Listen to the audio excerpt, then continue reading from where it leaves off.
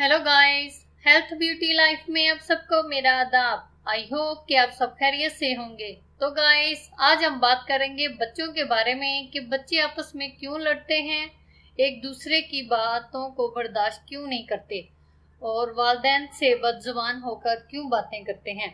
तो गाइस, इस वीडियो को शुरू करने से पहले आप सबसे गुजारिश है कि इस वीडियो को आखिर तक देखिएगा, फॉरवर्ड करके मत देखिएगा और मेरे इस चैनल को सब्सक्राइब करना मत भूलिएगा। चलिए शुरू करते हैं। बच्चे आपस में लड़ते हैं। अक्सर घरानों के बच्चे स्कूल में पढ़ते हों, कॉलेज में या यूनिवर्सिटी में, इनमें आपस में इतनी लड़ाइयाँ होती हैं। मेरी शर्ट क्यों पहननी, मेरी बाइक को क्यों हाथ लगाया, मेरे कमरे में क्यों आए, मेरी कुर्सी पर क्यों बैठे, मेरी बात में क्यों बोले, या कोई भी मामूली बात जिसको वो गैर मामूली बनाने में माहिर होते हैं।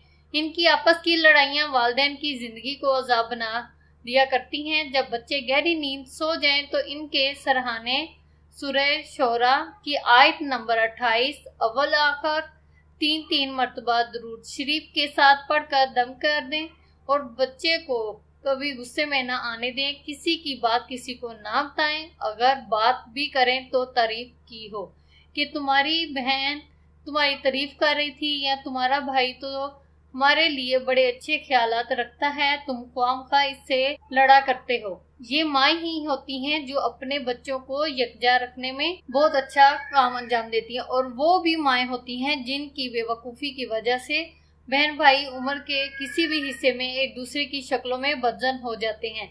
इन पर भरोसा नहीं किया करते, इसलिए कभी अपने बच्चों के मामूली से भी राज एक दूसरे के सामने जाहिर ना करें। बच्चे बदजुबान हो जाएं।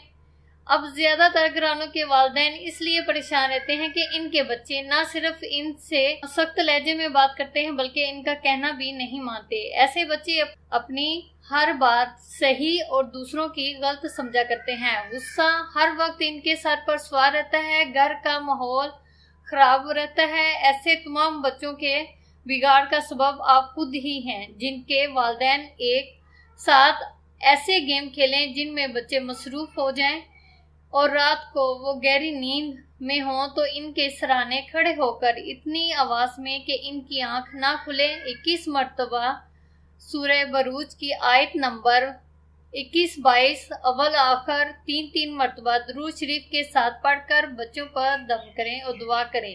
ये अमल 40 दिन तक जारी करें, इंशाल्लाह बच्चों में ज़रूर फ़र्क पड़ेगा। तो गाइस, ये थी आज की वीडियो।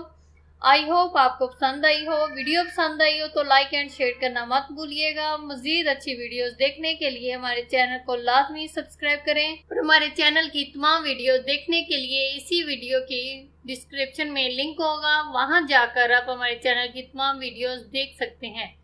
अब मैं आपसे इजाज़त चाहूँगी। दुआ में याद रखिएगा। Thanks for watching. अल्लाह हाफिज़।